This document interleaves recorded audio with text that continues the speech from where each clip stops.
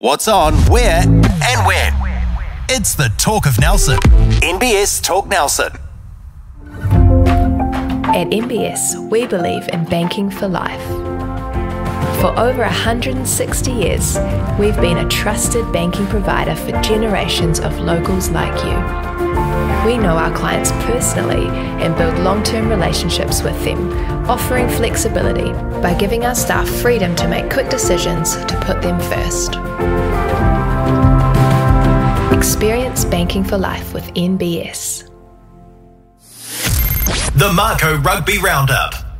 Welcome to the Mako Rugby Roundup. I'm Chris Butler and excited to bring you another episode. Welcome back, Les Edwards. Yeah, kia ora, Chris. Great to see you, mate. We're thrilled to bring you all things rugby in the top of the South. And today our special guest is Quentin MacDonald, player coach of the Central Club, and also a record breaker because third appearance. It's the first time I've had any guest come back for a third time, Les. So yep, no, it's good to have Quentin on the show. Always brings a good insight into the local scene, and also some experience in Super Rugby. Of course. Yeah, great to have you here, mate. Kia ora, welcome, and it's awesome to be third time here. Different settings. One was on the phone, one was in another place, and now we're here, so it's good. We got the curve, that's right.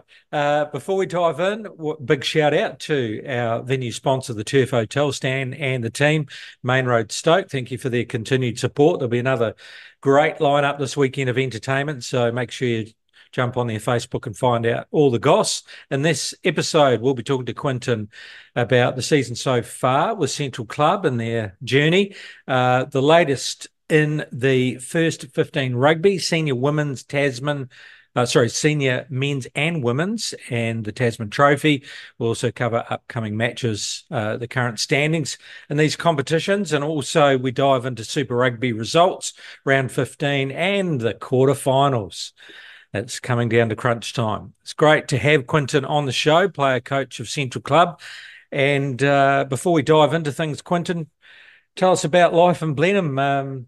You've got a role there with Tasman Rugby and the family's there. So how you settled into living in Marlborough? Yeah, it's obviously Blenheim's home, but like you said, I've got a few hats on this year. Got the Central side, got a bit the Tasman community side, and then just trying to keep my feet afloat with trying to actually play. So yes, between that and chasing around my two daughters is always a big ask. But life in Blenheim's pretty good, and it's always fun. I was going to say, outside of rugby, what do you like to do? But you've got a young family, so is it pretty much running around after that? Oh, pretty much. They're quite busy. So I got two daughters, 9 and 7. So they're every sport, every dance, every little thing that they're busy most of the week. So if I'm not doing rugby stuff, then I'm around chasing them. But I still love to get out and play a bit of golf when I can.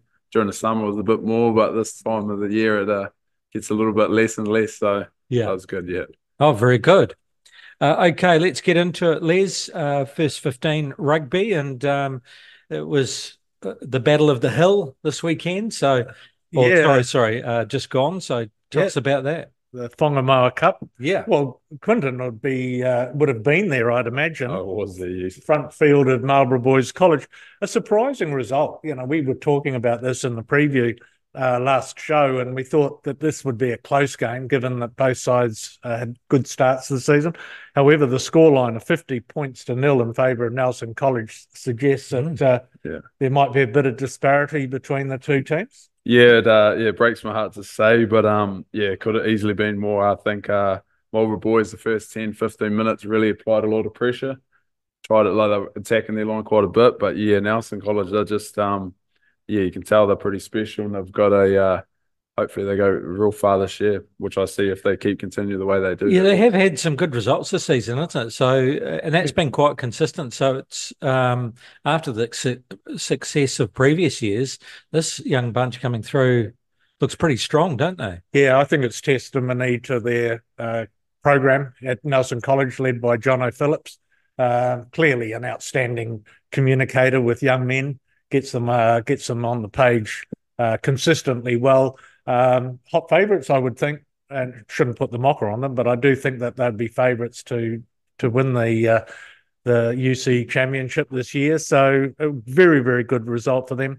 But you would have been, you know, the boys in the Marlborough College set up well. Are they, under Tonga, are they well coached and enjoying their footy? Oh, they definitely are. Yeah, Tonga runs a pretty good ship over there. Like you said, I think the first two results, they played pretty well, did some good things. So I think this 50-0 scoreline kind of took everyone by surprise. But like Marlborough, they showed a bit of promise early stages in that game. It was just like you said that Nelson College really took over. I think most of their teams, 13s and whatnot. So they've got a real good crew, and hopefully they can go top 4 New Zealand. Yeah, they'll bounce back from that, won't they? Yeah. Sometimes scores like that just get you refocused, don't they? Yeah.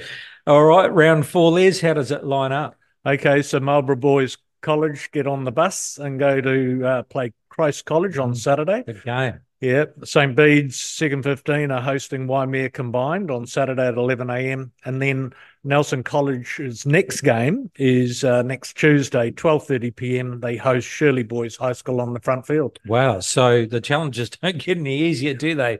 So Marlborough taking on Christ, I mean, that's a huge game. At least it's at home, so good chance to put a good result against them. St. Bede's second against Waimea combined. St. Bede's always competitive, aren't they? Yes, they are. Yeah. But recent years surely have been thereabouts, but they haven't had the wins, so Nelson College would be fairly firm favourites for that. I think so. Hot favourites, actually. Yeah. You'd agree, wouldn't you? Yeah, 100%. Yeah, standings. Yeah, I think Marlborough put them away quite handily when they went down there. So yeah, I can't see Nelson slipping up on the front on field. the front field. 12:30 lunchtime. Yeah. So they get some time out of the classroom. Yeah. Senior men's Tasman Trophy round 10 review. Les. Oh. This is going to hurt me shortly, but let's go. So Waimea Roll Boys 36 lost to Kahurangi 39 in a thriller at Jubilee Park. Kahurangi basically securing that win in the last few minutes. So Waimea Roll Boys had a chance to snatch it back or at least draw the game, but went for a try, didn't prevail. So good win for Kahurangi, continuing their fine form. Nelson 33 just got over Motori 29. We talked to Motori coaches last week. They were quietly confident that they might get a win against Nelson, but Nelson getting the chocolates there, and then in a tough game for the Marist Rugby Club hosting Central. Central ended up winning by 42 points to 16, 6 tries to 2. Quentin, you're to talk about it. No, I think we wanted to build on what we didn't do the week before against Kahurangi, where they come over and taught us a bit of a lesson. So it's always been a tough battle against Marist. The last 6-7 times, I think the scores are decided by 4 of those points. So yeah, and I think I knew it was coming on the podcast with Les. So I wanted no. Yes, we do understand Marist have had a few injuries and weddings and whatnot. So it was good for us to come over and put a good performance on. Yeah, and I was away. Yes. So didn't good luck. Dan was gone. So I was following it, of course, as you do, and it was close at halftime, 14-6 at halftime, but clearly in the second half. And as Quinton quite kindly suggested, we did have a bit of an injury run before and during the game. Seta Sawira, our coach, ended up running the cutter for 40 minutes. Yeah. At 40-something years old, did a pretty fine job too, apparently. Did he did very well, yeah. Yeah. Surprised if he wasn't man of the match for them. He did come on and, straightened the ship pretty well and kind of put on 2 good tries for them. So, but like you said, it is a tough competition and injuries do happen, so you just got to be on top of that. Yeah, and that's the one thing this competition has proven, isn't it? That it's anyone's day, really, at the moment, because all the sides, especially if they've got some hometown support, apart from this weekend, because they were away, Les, so I'm not too sure. You were away. That was... You can't go away again, obviously. I shan't. No, look, I think hats off. Let's be serious. Yeah. Central were terrific. You score 6 tries, all converted, by the way. Your goalkeeper, you must be pleased with him. You do that, and you're going to have a good day, and they did. And thank you for heading back to the aftermatch as well. We had to shift venues for that. Yeah, it was awesome. Thanks for having me. Good meal. So real good fan. Very good club, Central. Good stuff. All right, round 11. How do they line up this weekend, Les? Yeah, so Clinton's team Central go to host Waimea Old Boys at Lansdowne Park, and that will be a terrific game. A really good game for our Blenheim viewers to get along and watch because Waimea Old Boys are also in good form. Then Kahurangi are hosting Stoke at Sports Park Motueka, and that's a John Goodman Challenge Trophy match. And then Marist and Nelson, the derby game at Trafalgar Park at 3 p.m. Let's go backwards, Quentin. Marist and Nelson at Trafalgar Park. So Marist coming off a defeat. Nelson not too far away. No, they get one over Muteri, so they'll be a bit buoyed by that, and they'll be thinking, oh, the green machine's a bit vulnerable. They'll be licking their lips on this way. It's the battle of the park. What do you think? Yeah, I think, like you said, Nelson's starting to, they're starting to get a few more numbers and starting to get some good players in. So I think it could be a tough match for Marist, but I think if Marist get a few of their boys back and get some key pieces in the right positions, I think, well, you said they've got an awesome pack and got some electrifying wingers and fullbacks. So I think Marist gets the job done. We're going to jump back up the top because it's Central versus Waimea Old Boys, Les, at Lansdowne Park. So Central coming back into form, but Waimea on their day, pretty good. Oh, very side, good, aren't they? Very good team. Central will have to be on their best behaviour, I think, when they host the Wobbers. However, I do favour Central at Lansdowne Park, so I'll tip Central to win that one. And then the last one, Korangi versus Stoke. That is Sports Park Motueka. Yeah, this is going to be an awesome game. Three very good games. Yeah, very good games. Yeah, Korangi's had a big couple of games the last couple of weeks. So, and I think Stoke had the bye last week, if I'm correct. So, and they're building quite nice as well. They've got an awesome pack, and their backs are pretty fast as well. So, I think it's got like the game before. I think it could come down to the wire, and it could be the last 4 or 5 minutes where it's decided who takes the opportunities and who doesn't slip up. So I think it's going to be a pretty tight battle, but I think Kahurangi will be too strong. At home. Yeah. There you go. The points, Kahurangi, they're getting a little bit of distance there, aren't they? They are. Central in second, and then Stoke third, in actual fact. Waimea Old Boys on 27, and Marist not too far behind Les, but needs a late run. Muteri and Nelson lead the rest or make up the rest of the table. Senior Women's Tasman Trophy, round 6. How did that look? They didn't play on the weekend. Oh, no, they did. That's right. Yeah, they and Div 2 had a bye over King's birthday weekend. Yeah. So we've got a couple of games on. Marist are hosting Waimea Old Boys in the earlier game, 12:30 kickoff. It's Marist's club day. So in between the women and the men, they're going to have a Golden Oldies fixture. Marist Golden Oldies versus the Buccaneers Golden Oldies. So that'll be fun. We've got a first aid medic there, so don't worry. That's right. Don't worry, lads. Just a direct line to the ED. And you might have to have some of those boys on the bench for the match thing. That's right. Yeah. Well, I'm sure he's going to play the other week. Yeah. And Nipper's ready. Setter will play 2 games, that's for sure. And Moteri are hosting Kahurangi at Spring Creek. Marist Kahurangi leading the way on points, and Waimea and Moteri following in third and fourth. Very good. Senior Men Division 2, a couple of games. Nelson Bay's round 7. Yeah, a couple to watch here. I think Takaka versus Huia is a very good game over in Takaka. Takaka are third, Huia are second, so that's a really good match up there. And I always like to highlight a country derby. This is the Valley Stags hosting Rewalker, and that's out at Tapawera. Yeah, nice. So a really good rural ground and great after-match function. So, yeah, that's a great place for the Tapawera locals to get to. Stoke leading the way there on 28, followed by Huia, Taka third, and Wanderers fourth there. Marlborough round 6, match of the round, and we're focusing on Renwick versus Awatere. We talked a little bit about Awatere and Muteri last week. We had the Muteri club on, which is great to talk to them. Tell us a little bit about divisional rugby and how that's going, and also what are you picking between these two? Yeah, that's an awesome matchup. But yeah, the Div 2 as they're called over there. It's it's an awesome brand of footy. They like I said, is a little bit more relaxed kind of environment and vibes. So it's whatever games I can watch, I'll go and have a look. And just looking at that matchup, Renwick against Awatere. Renwick are they're an awesome team. To be fair, they've got an awesome coaching staff, and they've got a lot of boys that could possibly play Premier Rugby, but Renwick don't have a team, so they're built pretty nicely. They're defending champs as well, and Awatere are doing some pretty good work as well. They're pretty tough out in the Tussock jumpers out there, out in sevens. So yeah, that's going to be a real good matchup to watch. But yeah, I think Renwick might get the spoils there. Yeah, they're leading the way on 24, followed by Central, your second div team, doing not too bad. Waitoa on 16 and Awatere 13, looking perhaps maybe to pick up a third spot or something like that.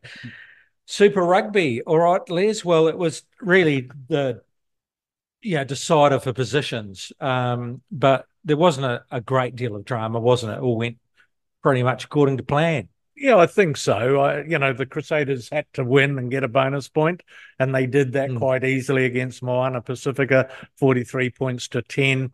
There were a couple of other games. Waratahs Reds. The Reds just sneaked over the Waratahs, which was a surprise. And then the most critical game was with the Crusaders having won, was Fiji and Drua had to win at home and get a bonus point, and they ended up doing that very well against the Rebels, 40 points to 19. So yeah, that settled the top 8.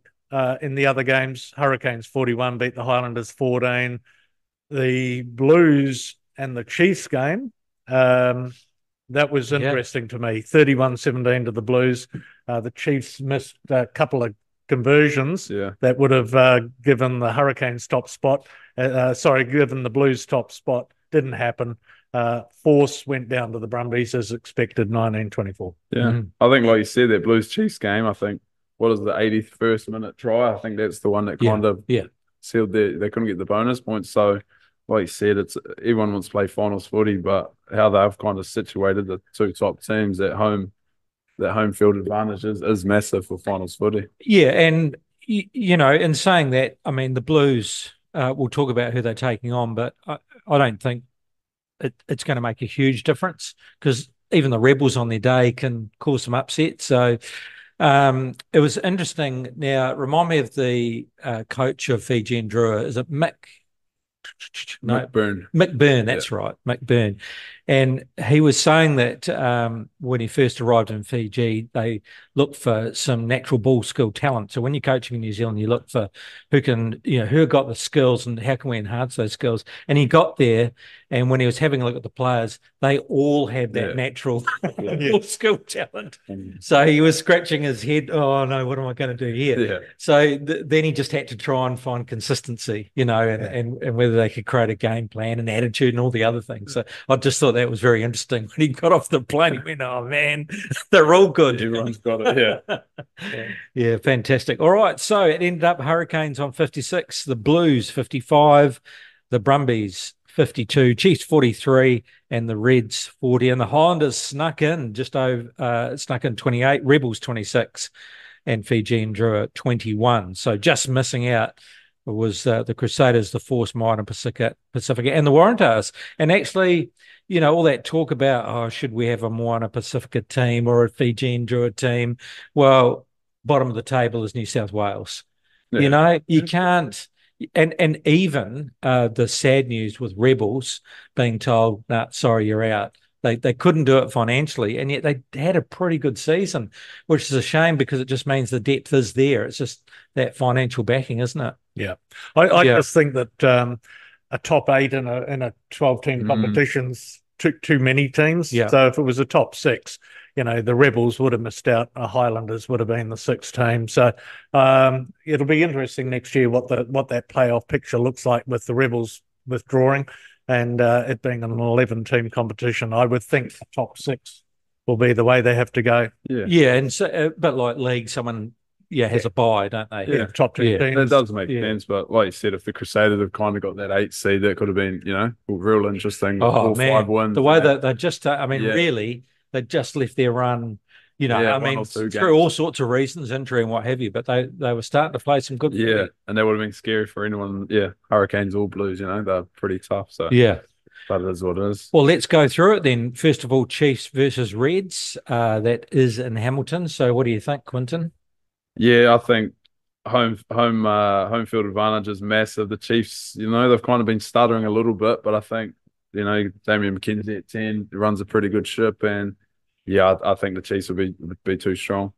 Yeah, be a tough match, won't it? The Reds. Yeah, this is the one that the TAB has as the closest of the margins. It's not a close margin, but the closest of the 4 games. So yeah, it's a good game, good matchup.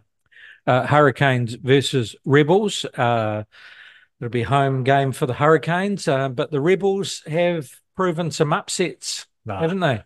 Yeah, he doesn't even entertain them. No, I don't. I don't rate them. They've had a poor end to their campaign. I think the Hurricanes will beat them quite easily in Wellington. Blues versus Fijian Drua, and if this was in Fiji, it might be a different story. Yeah, I think there would be, but you never know what could happen to Fiji, but the Fijian Drua. But yeah, I think the Blues will be too sharp on the day. Interesting. I'll give the Blues their due because there was every possibility that they could have taken the last 2 games from a mental point of view a bit more easy, but they didn't. They won both, didn't they? Oh no, what did they do? Just go down to the Hurricanes and then they won. Crusaders, lots of the Crusaders. Yeah, that's right. So, but we were talking about how do they play this, and you were saying no, they need to win. They need to carry on the winning way. Interesting news item, I think it was last night, about their coach coming in, and he wrote on the whiteboard what the rest of the country would say about rugby players or the rugby team, and they said, well, what were they? And they said, well, I can't really repeat it, but it had something to do with north of the Bombay Hills and Jaffas and lazy city boys, basically. That was the inference. That's funny you say. When I was at the Blues many moons ago now, 2016, Tanadale Latimer, I don't know if he's from the Chiefs. Yes, he was there, one of their courageous leaders. Yeah. He was there. Did exactly the same. He got up in front of everyone and kind of said what everyone, the rest of New Zealand thinks of them, what Chiefs thought of them, what Crusaders, and it was exactly the same kind of mindset.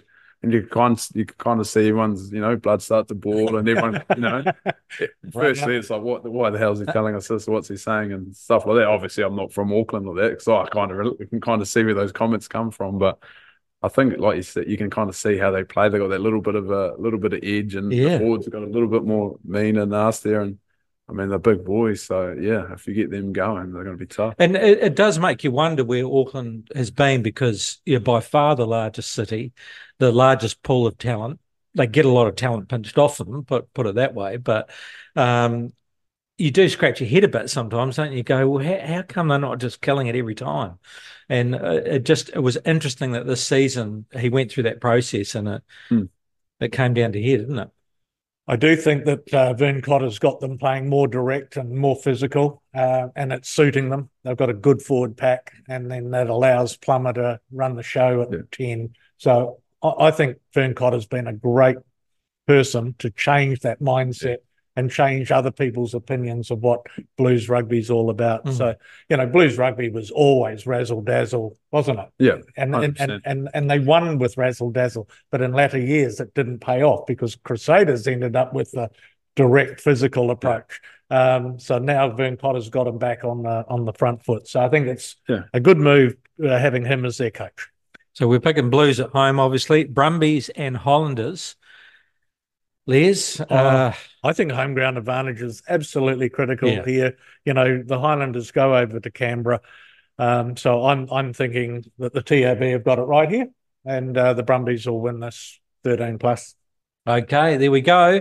So it's going to be, and I don't know how the semi-finals are drawn, but it's going to be the Chiefs, Hurricanes, Blues and Brumbies. Man, they're going to be some big games. So we'll see how that washes up. You're with the Mako Rugby Roundup. It's our pleasure to welcome Quentin MacDonald back to our podcast. Quentin is well known to our listeners as a current Tasman Mako hooker. Mako 48. That number's quite low, isn't it, Les? Yes, it is. And just the third Mako to bring up 100 games. So tell us, Quentin, are you contracted and available for 2024? I am available for selection, but I'm currently not contracted at the moment, just working through a few things, just coming back from a bit of a foot injury, which has been a little bit niggly, but no, definitely available for selection for this year. And that being the case, who are you going to be up against? There's hookers everywhere now. All right. It's awesome. So, so tell us about some of those. Sam Molly from Moana Pacifica, he's contracted this year. And you got Monu Molu who covers prop and hooker as well. So he's there. But around the place, there's some awesome boys. Josh Teheta out of Kahurangi, he's been awesome for the last few years. So he's there or thereabouts. You've got young Eli Odenryan from Stoke. I don't know if you've seen him play. He's awesome. Electric player. Oh, the match winner against Mariston at Green Meadows. Yeah. Yes. He's awesome to watch. He's a abrasive boy, but ball in hand, he goes real well. And then you've got the two boys at Marish. You've got Bill Irvine and you've got Pino, who got two awesome hookers at one club's always a little bit niggly, but those two boys they go well also. So there's hooker talent around, and I think my days are numbered soon. So hopefully one more year and then the boots are up. So right. Yeah. Oh, well, good luck with that. Well, one of the things you bring to the party is very accurate line out throwing. So that might hold you in good stead, Quentin. Yeah, well, I think the further you go on, I think that's all I've got at the moment. A little bit of experience and a little bit of line out throw. So, but like it, mate, for rugby, you kind of do need that. So yeah, that is it's one of my key weapons, and it's got me this long. So hopefully I can continue. So you were called into the Crusaders squad at the beginning of their campaign this year and played the first two games off the bench. So did you get any sense then that the team would struggle without some of the notable retirees and the absence of players like Cody Taylor and Will Jordan? No, not at all. So like you said, they'd just had their final pre-season game on the Friday, and then I knew they had it, but I hadn't been in touch with any of the Crusaders management. So I was actually out playing golf on the Saturday, and then old Dan Perrin Piggy's name popped up. So said they had two hookers got injured. Do you want to come in? I was like, okay, good as gold. So managed to wheeze them away and a couple of trips away and a couple of bench spots. But yeah, but that was at that stage. It was still pretty early days. They were still doing the same thing. I mean, you lose those coaches that they've got, and Scott Hansen and Razor's always going to be massive. But I think everyone's starting to see the bigger one was probably Richie Mwanga. You take the 10 out of that equation, and he's kind of, well, you look at the success they've had, he's been there for all of it. So I think losing someone like that, especially his leadership on field and, just the things he does off the field, I think that's kind of the biggest thing that I kind of did notice. Like, you still had Scott Barrett's and you still had a good team, awesome thing. So yeah, it was pretty interesting kind of how it kind of transpired. Okay, so the spirit in the camp, it didn't change under Rob Penny? No, I don't think it did. I mean, it was different. Like Rob Penny's, I think he's like a good guy. Gets along with all the boys. He's pretty pretty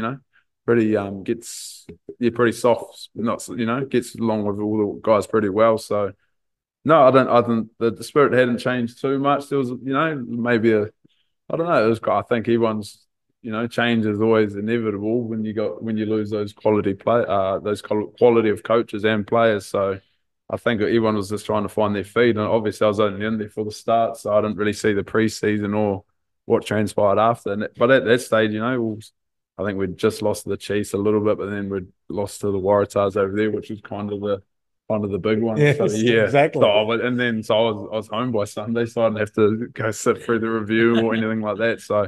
Yeah, but asking me, you were there though, mate. So you're the only insider we've got to talk to. So in those 2 weeks that you were there, was Rob Penny a hands-on head coach? He was very similar to Razor. So he's the coaching side's left, more to the assistant. So your Tamati Allison, your Jimmy Marshall, your Dan Perrin, they got their key areas and they go work on those. So.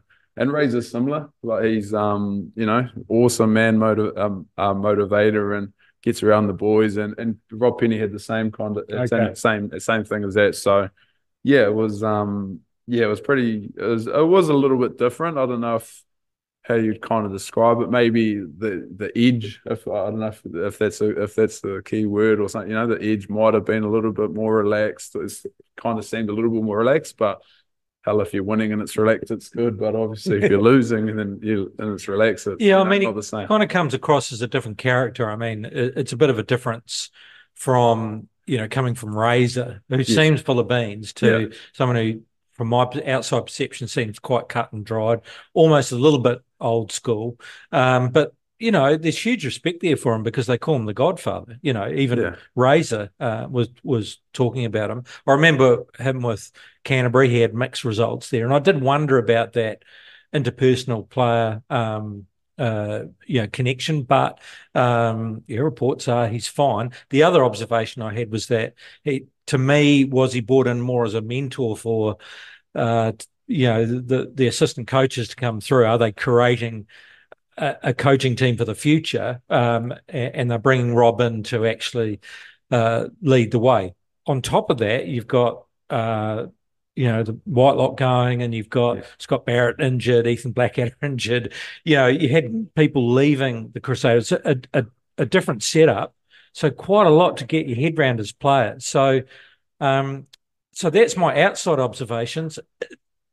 Is that a good excuse or not? I mean, tell us about. Yeah, that's probably like it is. Yeah, also like good observations. Like you said, it's the biggest thing I did notice was just it was a little bit more relaxed. It might have been the players, it might have been the coaches, but everything kind of stayed the same with kind of how they trained, little things like that kind of stayed the same. But yeah, it was it was pretty interesting just to see how the kind of season played off. But like you said, I think you take that experience away, and I always go hark back. The biggest thing was probably that 10 jersey. Probably not finding the right person at the right time. And yes, you went through about 3 of them before. You went 3 before you found the right one. So, and it's, for rugby, it's one of the key positions to kind of nail. So did they nail that? And our little Mako halfback, there's Noah Hotham, isn't it? Yeah. Yes. I mean, he had a bit of a shaky start, but he's, the last few games he's played, he's just now showing that talent, isn't it? And it's almost like probably through injury, but if you had all your players back 2 or 3 games earlier, I think it would be a different story and watch out in the finals.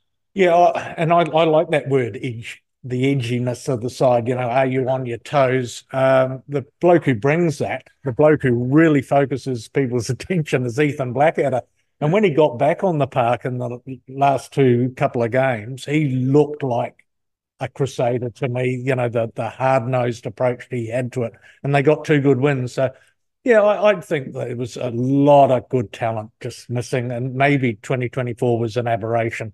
Would you think 2025 will be better? Oh, I definitely think it'll be better. But yeah, like you said, you look at, Rob's come into a pretty tough situation, to be fair, like to come on the back of Razor and Scott Hansen and the likes to, like if he does well, it's those boys that kind of set it up for him. But if it doesn't go too well, then, you look like how it's looking now. So yeah, it's but I think next year's, it was probably, a little bit more steel, a little more resolve, and Crusaders get back to do what they're doing. But like you said, 3 or 4 points away from making the semis, from making the quarterfinals, and I think you'd ask anyone in that top 8 who would want to play them, there would be no one. So, yeah, it's just left it a little bit too late. I haven't seen any headlines, but the last media story I saw was the CEO coming out saying, we're doing a review.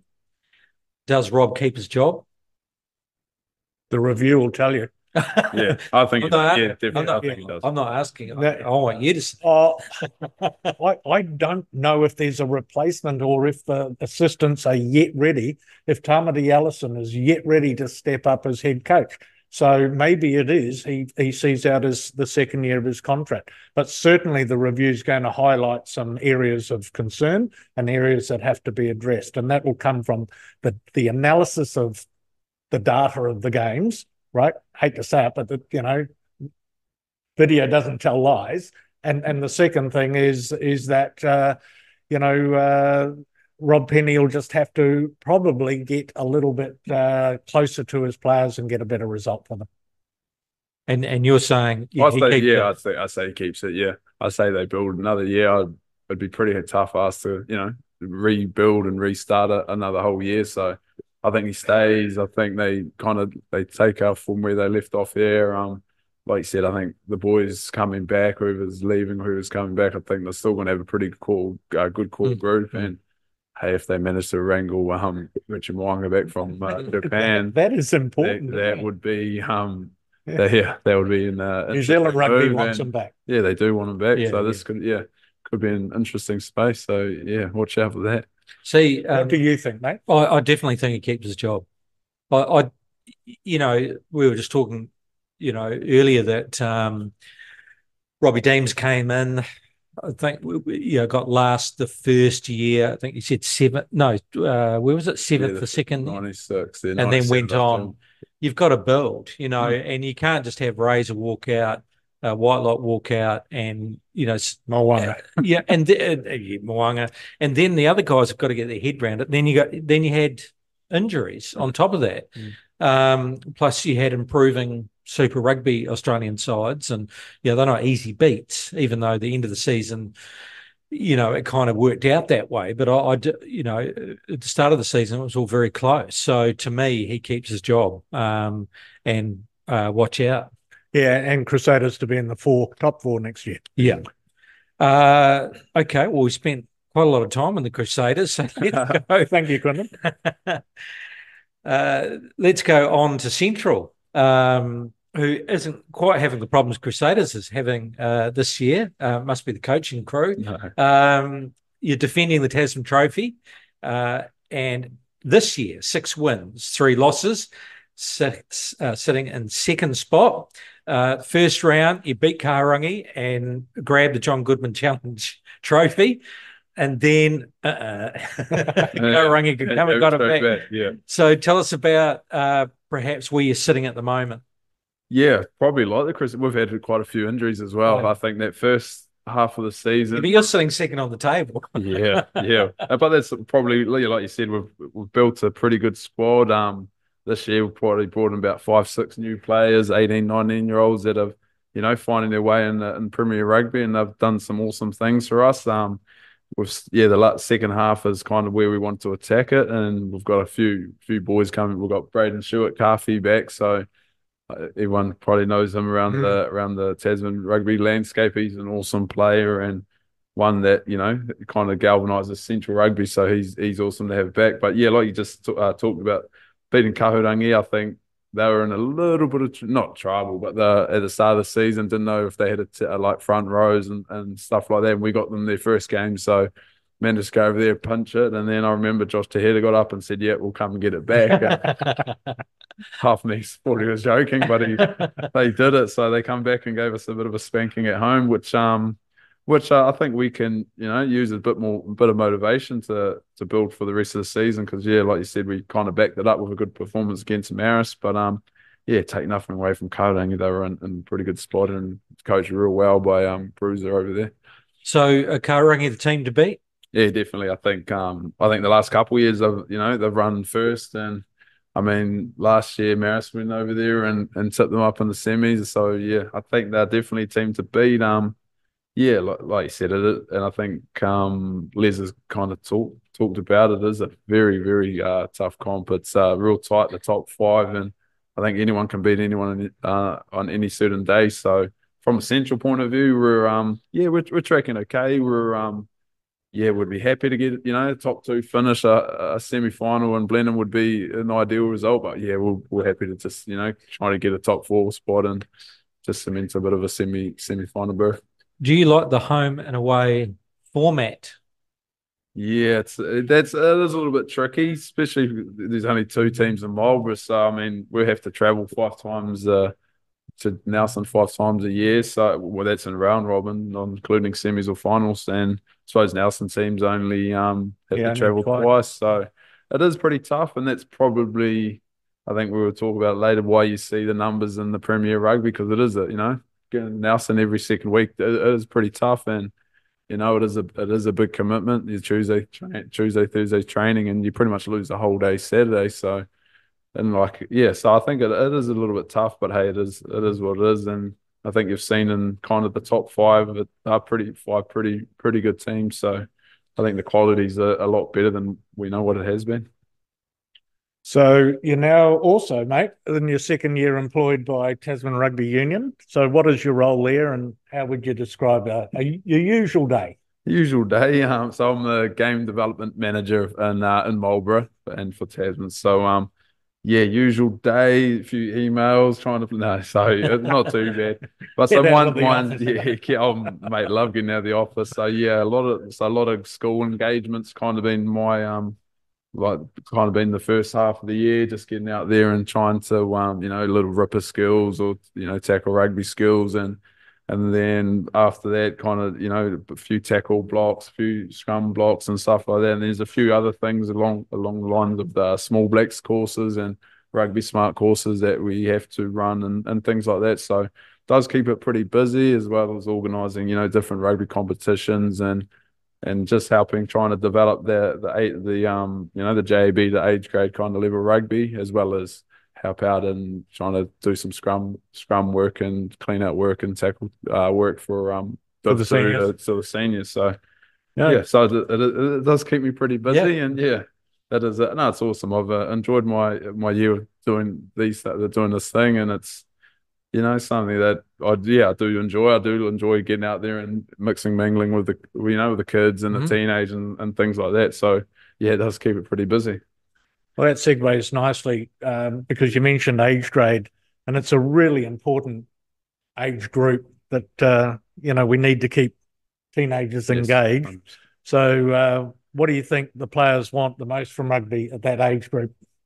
Mate, and I've always talked about it. The first 15 to 16, you're just trying to build that love of the game. So, like, just building that love. That's where you kind of find your feet in the world. And then I suppose when you get to the age grade, that's just about developing your skills and little things like that. So, that's always been my philosophy, especially just getting out there, getting amongst it, building that love for the game. But yeah, the age grades are pretty key factor because you got different variants. Like once you get to first 15, mate, they're pretty much nearly professional rugby. Like I know the kind of system they run here, and I know what Tonga does over in Marlborough boys, and that you go from one extreme to club, and then you go to another extreme. It's probably the next closest has been a professional rugby player. So yeah, there's a lot of extremes, but yeah, like you said, a lot of the boys that do play age grade, or boys and girls that play age grade, are just looking to have a bit of fun and trying to mix and mingle and develop as a footy player.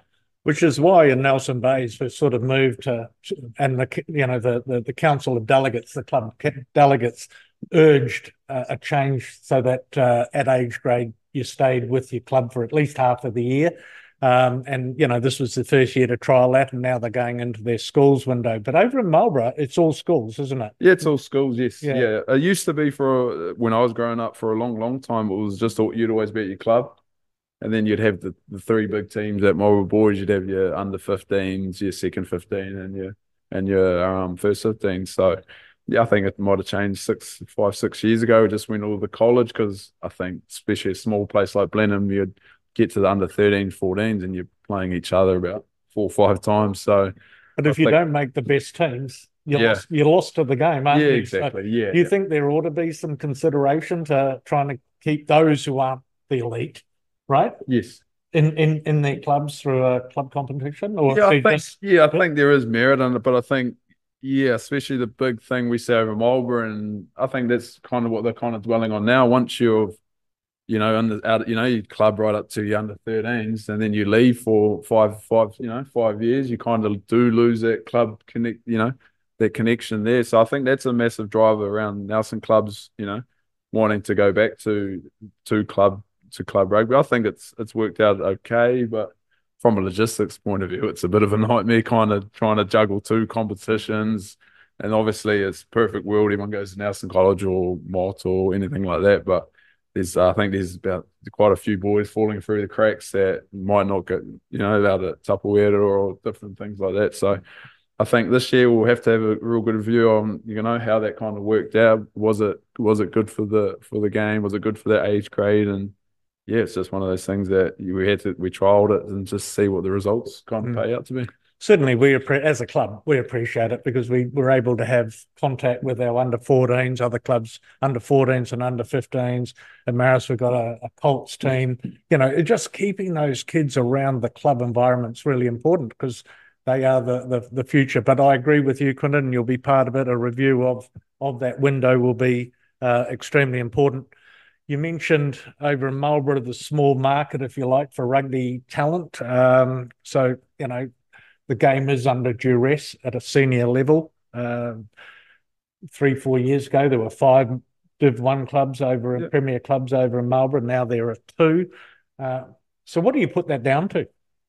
I think I think the biggest thing in talking, because I think what 7 Div 2 teams, 2 Premier teams, which on paper you look, man, it's it is pretty shocking, but a lot of it's that travel. A lot of the boys, traveling, every second week to Nelson's, a little bit of it can be a bit of a pain in the butt, but I think, like you said, probably the biggest things, the Div 2 comp is a lot stronger than what it used to be, especially over in Marlborough. I know it's always been pretty good in Nelson, but over in there you got players, probably I could name about 20 that you could play Premier Rugby at a drop of a hat, but they're a little bit less commitment, a little bit more relaxed, enjoy their footy. They don't furthest have the travels to Seddon or Picton. You're not an hour and a half drive over to Nelson, so I think that's a big factor.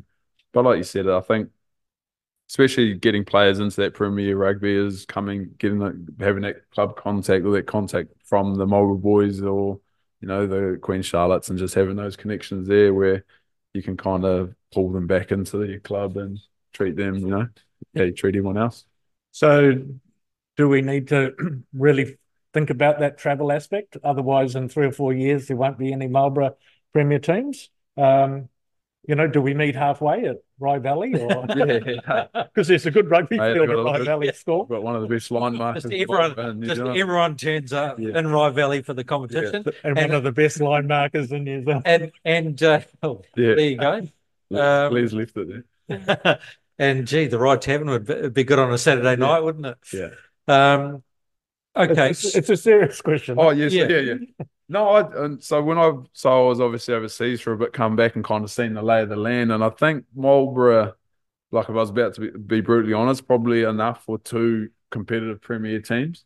I know it condenses all the talent and it does, makes spots a little bit harder, but then I think that helps grow the Div 2 competition where, that could be, it might not be a Div 2, that could be the Premier, the Premier level that used to be where the here's a format, because football's been through this as well over the years. It's always struggled with, one competition at the top or 2. Yes. It went without in recent years, and then there's a combined side in Blenheim called Rangers who travels over every second week. Yeah. Even, as far as Golden Bay sometimes, sitting at top of the table, I might add.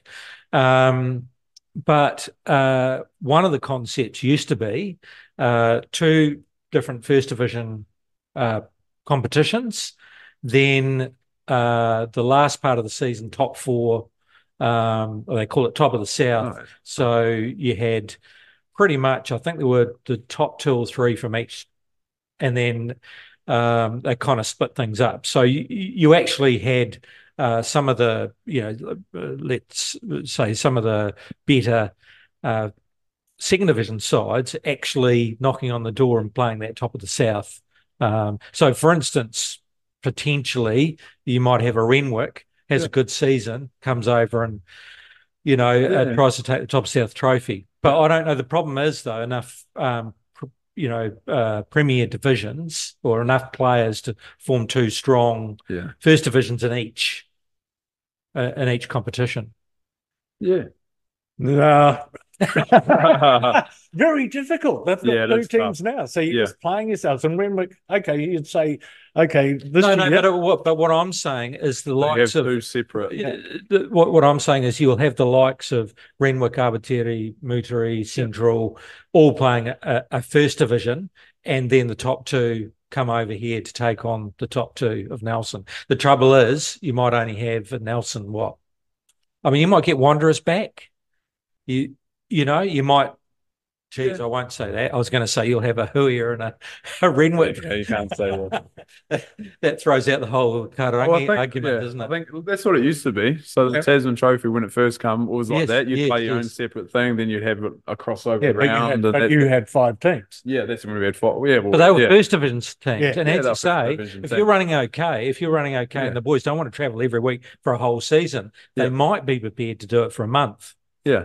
This might be where New Zealand Rugby wants provincial union rugby to be at, which is you play semi-competitive Division 2 style competition and lead the development of your high performance players to the college system and then the academies and the Super Frank. But it is. But why can't we lead them through to playing in that top south competition, which is a bit of a trial for your national provincial team? Yeah, you could. Yeah, I think the standard between a Division 1 team like Central and a Division 2 side is immense. Yeah, it's quite vast. Yeah. So fraught with some issues around players who just don't want to have their bodies wrecked, their work wrecked. Yeah. So Division 2 footy is great because it's social. Yeah, they don't train much. They do train, but they're not in the gym. They're not battle hardened. They're going out for the love of the game, and there's a really important place for that. I think there's a very important place for Premier Rugby, and what I'm really keen on is there an opportunity down the track that a Renwick or a Awatere or a Waitoy could actually get back to Div 1 status? The answer is probably not, just because of the number of players in the region. Yeah, and I think there's still quality players. I think you could, but I think I touched on, we probably do enough for two quality teams that want to be competitive. Obviously, you could scratch the surface, get 3 teams where they're maybe not winning as many games and down the bottom of the ladder, so which gets tough on players, gets tough on trying to retain them. But I think you asked the likes of Renwick how they're finding it. I mean, they won the Div 2 comp last year, and they've got about 8 or 9 players that could play Premier Rugby, but I think they're enjoying it.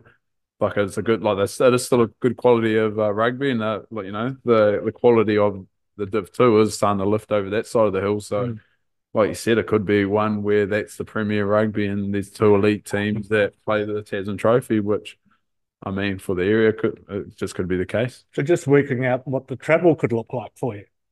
Yeah, but it is tough. But I think you talk to anyone in our team, and that's what they signed up for. We knew it would be like that. It is tough. I mean, only having 7 teams, but I mean, you look at the 5. Most of the teams on any day can beat each other. So, and you look at how tight the competition is this year. So there are some pretty good quality players, and you never know. The next couple of weeks, you might get some quality players playing from the Crusaders playing in the comp. So it'd be awesome to see.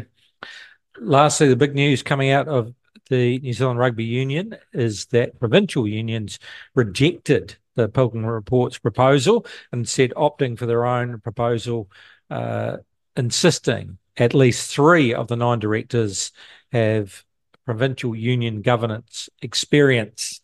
So, as a professional player, Quentin, has the New Zealand Rugby Players Association spelt out their next course of action to you? I might have to plead a little bit of ignorance on this. I have, so the only kind of contact or anything I've really seen about this has just been in the news or, through the papers. So I haven't had too much to do with this. I know the Super Rugby franchises and et cetera like that have delved in it quite a bit. I think they've had a few meetings, but I'm pretty out of the loop on little things like this. Yeah, so Les, what's your take? Well, I think that means that the NZRPA has a board of governors which has some notable names on it of players, past and present, and they're making the decision on behalf of the rank and file professional players. That would be what I'm thinking. And obviously, the ramifications for the game is that there is no change. So the game is going to be governed by people with vested interests and power broking. I think it does. And I don't think you're going to attract the really top quality independent directors that New Zealand Rugby, the Pilkington Report, and the NZRPA were aspiring to. But it's only 3 of 9. Yes, but they don't have a majority vote. No, they don't, and that's the argument. I had someone say to me, the argument would be like the board of directors of a grocery chain in New Zealand. They'd want to have grocers on the board of directors, and that's what New Zealand Rugby is saying. I just have a feeling that for really good change, to get the sharpest minds focused, that the Pilkington Report was worth adopting. However, I am in the minority there, and And so we'll just have to see, but the NZRPA are already saying that they will figure out how to form their own group around how professional rugby will be managed in this country. And they're not talking breakaways. I don't believe that. Well, unfortunately, in my opinion, this is only from an outside point of view, not taking into consideration we have professional rugby players here, and you know, they have every right to make a living for their family. So we want to make sure that if you play in the game and want to compete in top level, they're paid for what they do. Absolutely. But you can't have, it's like in the US NBA and the NFL, they go on strike, they hold the competition to ransom for the highest dollar. And that smelt to me a little bit on what's his name, Rob Nichol was doing. And then he made the threat before the vote didn't go their way, and it's almost like saying, well, no, I wasn't quite saying that, but we are going to go and have some discussions.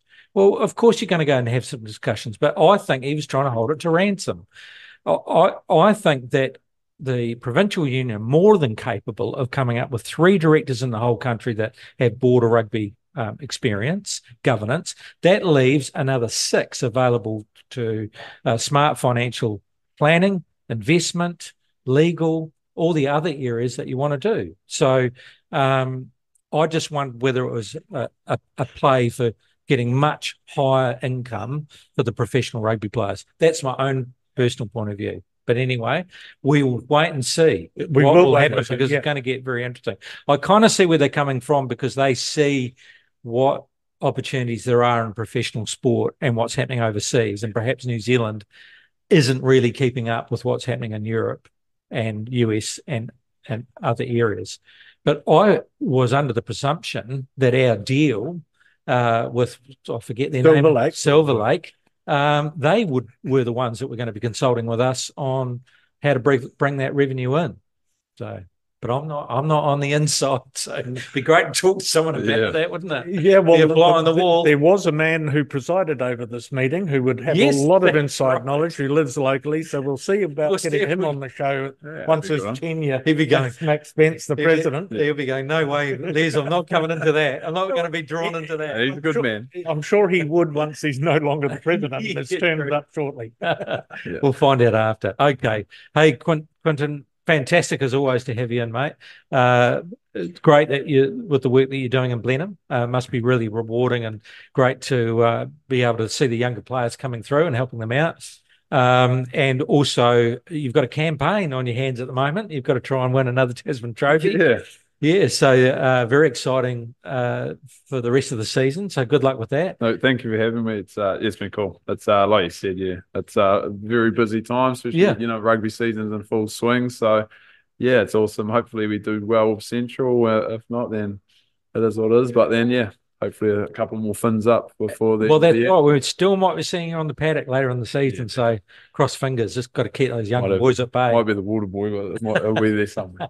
I reckon you'll be there or thereabouts, Quentin. It's not too far away. Thank you, Les. Yeah, look, Club Day for Marist this weekend. So very, very busy across juniors, age grade and senior rugby, men and women. It is what community rugby is all about, and looking forward to that very much.